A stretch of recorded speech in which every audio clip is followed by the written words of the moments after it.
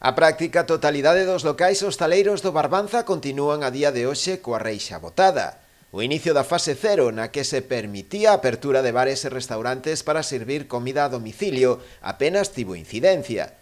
E a tenor de como están as tornas no sector, parece que a súa reapertura virá máis tarde que cedo. Pero o desacougo da hostelería continúa coas propostas do goberno para a fase 1, que se iniciaría a partir do 11 de maio, co permiso de apertura das terrazas cun 50% da súa capacidade. Un aforo que ven pouco viable para poder manter os seus negocios. Nos abrir ao público a partir da fase 1 non o contemplamos. Non o contemplamos porque para facer as cousas queremos ter e transmitir ao cliente plena seguridade e plena tranquilidade. E sería moi precipitado.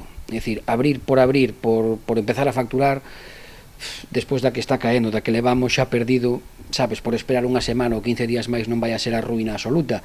Entón preferimos esperar e facer as cousas ben.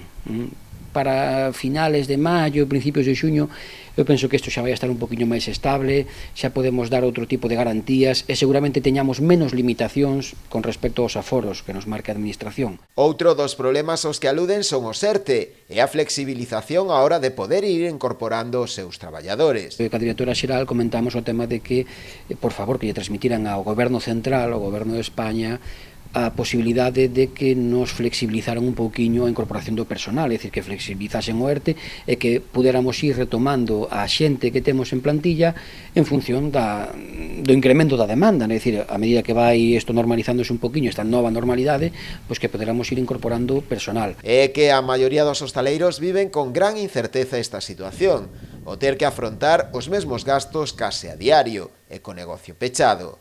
Razón pola que en moitos bares da comarca xa instalaran cartéis de se vende ou se traspasa, en sinal de protesta contra o goberno.